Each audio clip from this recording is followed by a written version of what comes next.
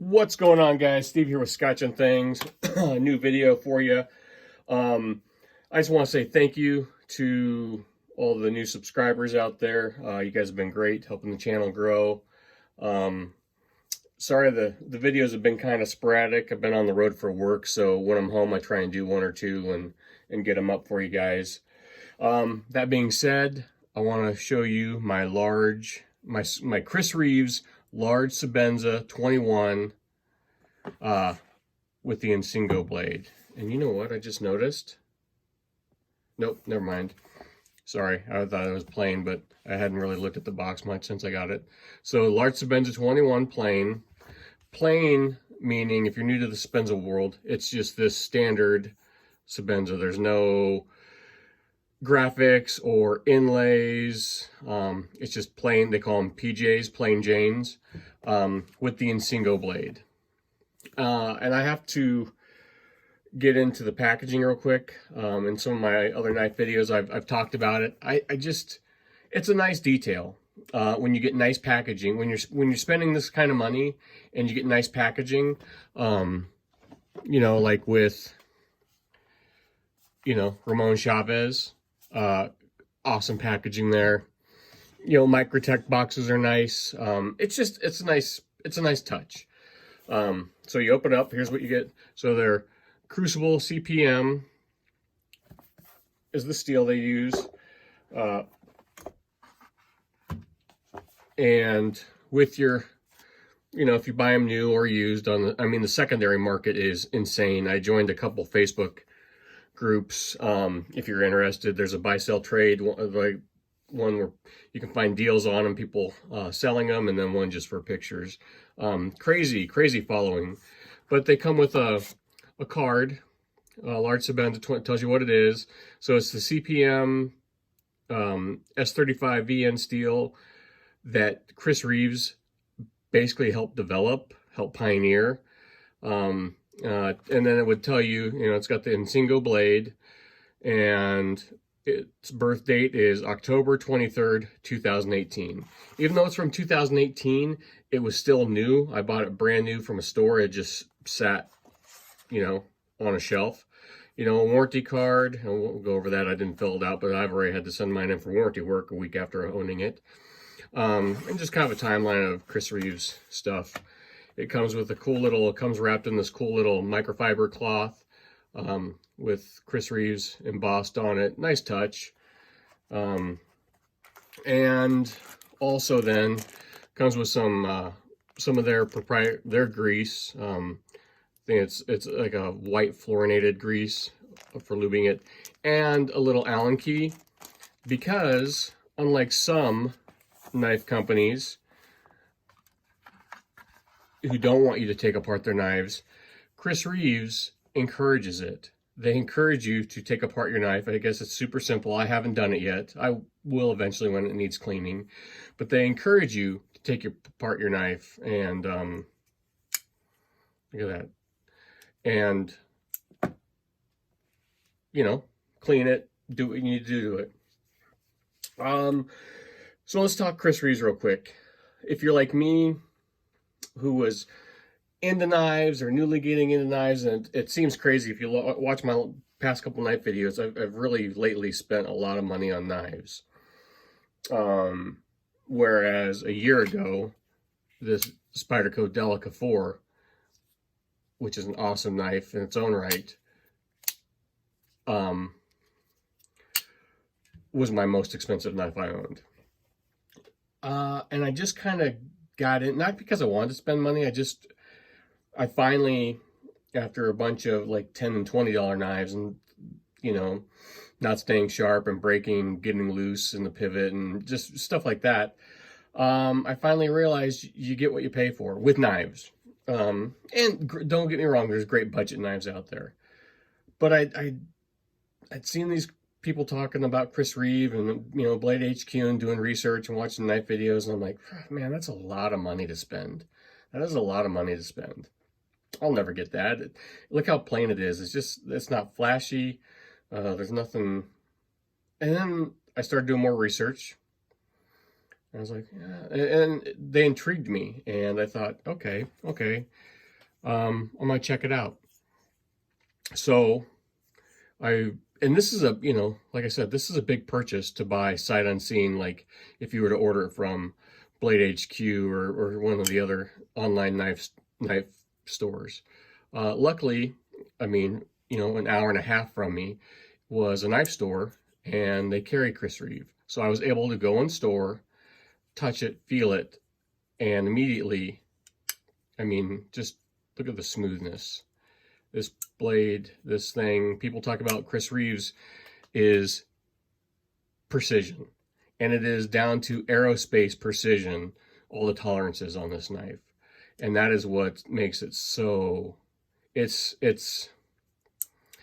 a lot of knives are smooth, don't get me wrong, but this is just like, I don't, automatic. It's like, it's just, people talk about it like rubbing two pieces of glass together that have like a liquid between them, how smooth they'll move around.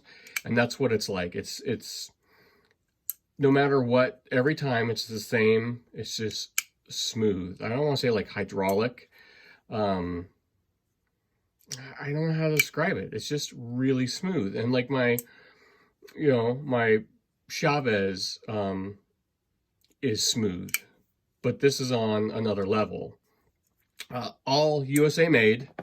And I went with an Insingo blade, which I just think this blade is cool. But what I like about it is this top, and it's not super sharp, but you can tell it's sharp, but not like cut you sharp. But it's a nice another tool for like if you need to scrape something, you can do it with this blade. And it's just, let's get in there. There's no markings on the blade whatsoever, but you see that? And it's like a great, I don't want to say like pry bar because it's not a pry bar, even though Sebenza means work in, I want to say, I can't remember the language now because Chris Reeves is from South Africa. Is it Zulu or is it, I don't know what the, Zulu's a word. I'm sorry, that's escaping me right now what language that is over there. Where the word Sebenza comes from, but it means work. You can see there, whoops, where did I go? Idaho made. It's all titanium knife, pocket clip, and also Chris Reeve, which I didn't realize. He calls it an integral lock, but it's a liner lock. It's not liner lock, a frame lock. He invented that. He pioneered that. So the more and more I dug into Chris Reeve knives, you realize what Chris Reeve means to the knife world. I got the version they mostly, unless you opt out or you can pay more for and get different lug colors, but it's got blue anodized thumb stud and spacer here for your lanyard. Nice touches. They only come single lug, and because he makes them right hand and left hand specific, which I've never seen before in knives, honestly. Not that I've done much looking. They've always just come double lugged. You can get them double lugged if you want. But one kind of knock though, after a while that you can see that blue anodizing starts to kind of wear off. So yeah, after I started doing research and looking into it and realizing what Chris Reeve meant to the knife world and the knife community, I'm like, I have to have one. And after I touched it and felt it, I was like, oh yeah. And like I said, it's the plain Jane, and it's like a bead blasted finish, which feels awesome. The more you hold it and play with it, it gets some snail trails and it starts to smooth out. But the nice thing is their warranty. You can send it back in anytime for warranty work or what they call a spa treatment, and they'll, resharpen it, bead blast it, clean it, it's like a spa. You send your knife to a spa and they work on it. Let me grab a drink of coffee here real quick, guys. So I had to have it. Went to the knife store where I could touch them, because I was unsure if I wanted a large or a small. They make them in large. This is a large Sebenza or a small Sebenza. And I thought I was going to get the small, because the large, just by watching videos, was like, that's a big knife. The small was almost too small. And I thought, man, you know, that's for the money, that's a tiny knife. I honestly wish they'd make a medium. I think if they made a knife that was in between the size of the large and the small, it would be, I mean, a gold mine. It's just a size of knife I think that they're missing out on. So I don't, maybe someday, who knows. Comes with a lanyard. I'm not a lanyard guy. I cut my lanyards off all my knives. But for some reason, I've left this on for the 2 months I've been carrying it. It just kind of fits. It just kind of fits this knife. You can't flick. I heard horror stories, like, by watching videos online about you're not supposed to flick, and I can't. I've seen guys do it, and this knife is just too big for me. I can't get it to, I don't think I could flick it if I wanted to. You're not supposed to flick the knife. And I thought, well, that's really weird. It would void the warranty. And I thought, well, that's really weird. Why would it void the warranty? I mean, this is supposed to be a hard working, you know, hard use work knife, built tough as nails. I mean, like I said, the tolerances are just insane. It's aerospace, you know, level tolerances. Why wouldn't you be able to, you know, flick? That's part of the fun. You know, it's like a fidget factor, you know. And maybe when Chris Reeves started out, these flicking, you know, he's been in the game so long, you know, the fidget factor wasn't an issue. And I was, you know, when I first got it, I was like, why, you know, why doesn't they want, I was talking to the guy at the owner of the knife shop. I'm like, why don't they want you flicking it? Or why? And he said,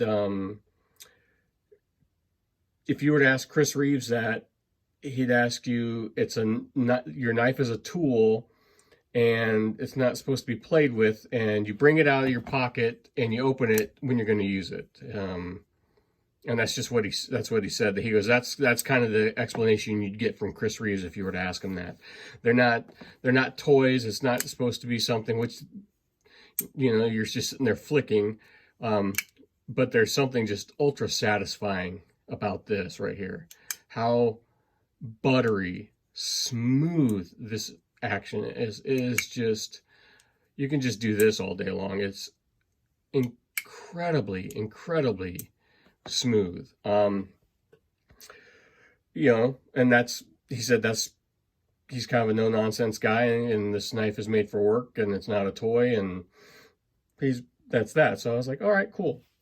That being said, since this knife sat on the shelf for almost 2 years, after like less than a week of owning it, I'll drop those videos down below. You can watch them, my issues with this knife. After less than a week, I started getting up and down blade play. So I had to send it in after a week, a $450 knife. I was kind of crushed. And Chris Reeve, the customer service was exceptional. They emailed me, they called me to let me know, yeah, the issue was there. They called me when they were ready to ship it back to me. They called and said, hey, your knife's ready. And I said, cool. I said, what could have caused that? And he honestly thought it was just improper handling in the knife store for 2 years. People coming in and playing with it and probably flicking it, because people can flick them. And from my understanding is it was in the lock bar right there. Had a little tiny dent in it. Maybe from people flicking on, you know, and he even offered to call the knife store and let them know, like, hey, you know, quit letting customers improperly handle these knives. That being said, though, it did cost me $17 each way, which was kind of a bummer. I mean, why did I have to pay shipping both ways on a warranty issue? But watch that customer service video, the warranty video. I'll go over everything there. Exceptional. But on a $450 knife that's supposed to be a work knife, tough as nails, why did that give me an issue from improper opening? Shouldn't this thing just be bulletproof and be able to take whatever you throw at it? I don't know. Those are my 2 cents. Awesome, awesome knife. Like I said, you can send it in anytime for resharpening. They'll reprofile this. You know, you start to get snail trails, which kind of gives it some character. I've carried this. This has been my EDC since I got it back. So they had it, you know, so about 2 months I've been carrying this. I don't carry it at work. I haven't been that brave yet because I'm pretty hard on knives at work. And I'd hate for this to fall out on a job site and get lost. What's kind of cool here, I mean, the jimping is, you know, it's a crown spine. The jimping's awesome. And someone mentioned it, so I counted, and there's 21 notches here. Goes for the Sebenza 21. Kind of cool. They had just come out with the 31, the Sebenza 31, which has a ceramic ball detent from what I understand, and they changed the angle of the pocket clip. One reason I didn't go for that is they weren't out in Insingo blades yet, and I really wanted the Insingo blade. And part of me, you know, the 21 is such a legendary knife. I thought I wanted my chance at a 21, and I want a brand new to me 21. I didn't want a brand new to me used 21 because, like I said, the secondary market, you can pick these up every day. There's someone online selling one. So I wanted a brand new to me one. I don't know why. Spend the extra money, whatever. I could have bought a used one, sent it in for a spa treatment, and, you know, it would have been like new. But whatever. That was my choice.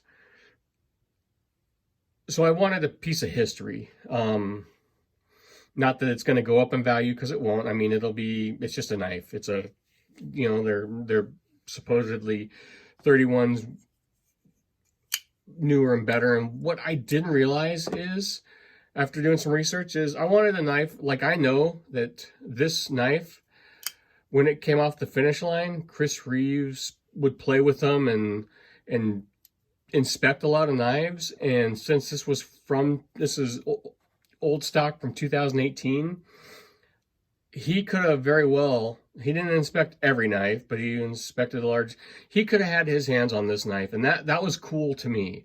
He's no longer part of the day-to-day operations, from my understanding. It's basically his son and maybe sons. I know one son, and then his wife or ex-wife. I don't know what happened. There was some kind of divorce, whatever. And I think he's still designing for him. He's just not part of the day-to-day operations. So he's not. And if you watch some Blade HQ videos, they do shop tours and they talk with Chris Reeve, and he did inspect quite a few knives. So that was kind of cool, thinking, man, he could have touched this knife. He could have inspected this knife before it left the factory. This is kind of a Grail. You know, everybody has the Grail knives, and this is one for me. I absolutely love it. It's been a joy to carry. Like I said, it's a bit big, but I haven't had any issues with it.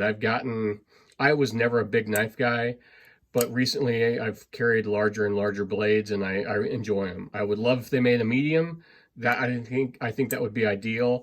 Honestly, it's sharp, and people talked about how sharp they were, but I think for this kind of money, and they also, sorry to get off topic, squirrel, when the knife was in there and I just didn't want to deal with it when it got back, I don't know if you can, tiny little ding right there in the blade that wasn't there before, and I don't know if they did that when it was at the shop, but I know it wasn't there. It's not a chip or anything, but I just figured it'll get fixed next time I send it in for a spa treatment.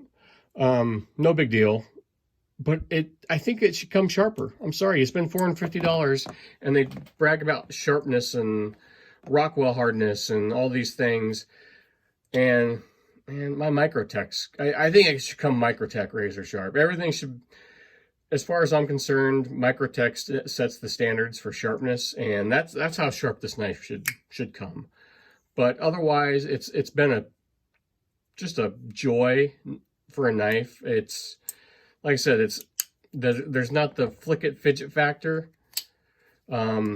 but this opening and closing, like I said, it's I don't want to say hydraulic, but how smooth hydraulic is.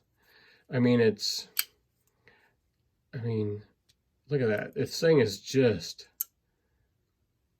you have to experience it, I think, for yourself, how smooth it is and how simple it is. You know, it's 3 screws. There's a pivot screw and these 2, and the knife comes apart. And then it's a blade. There's a bushing in here, a blade bushing, and that's it. It's simple, it's durable, it's elegant. They consider it one of the Holy Trinity, this hinder and strider. And I mean, I've never held a strider. I've held a hinder, and I just, this knife just does it for me, man. Like I said, pretty plain. You can get them in 1,000 different variations, and I love it. If you're interested, check it out. It's a big leap of faith money-wise. So I suggest definitely getting hands-on. If you don't want to spend the money, you know, check out the secondary market. Like I said, their Facebook page is a great wealth of knowledge, and you can get some super sweet deals I've seen on there. Check out my other 2 videos on it. The warranty, like I said, my only gripe, their warranty is second to none. My only gripe was the fees. And it's cool that it's got a spa treatment that you can, anytime you feel like, you can send it in and have it re-bead blasted, sharpened. They'll clean it and go through the knife and make sure everything's in great working order. Thanks for watching, guys. Like, share, subscribe. Drop your questions and comments down below. Would you spend this kind of money on a knife? Do you have a Chris Reeves? What's been your experience? You know, what's your favorite blade? The drop point, the Tanto, or the Insingo? What I would really like to get is their serration, their serrated blade. I think their serrations are just gorgeous. Kind of looking for maybe picking one of those up in a small sometime in the future. But that's it, guys. Like I said, like, share, subscribe. Thanks for watching, and stay tuned for some more videos. Bye.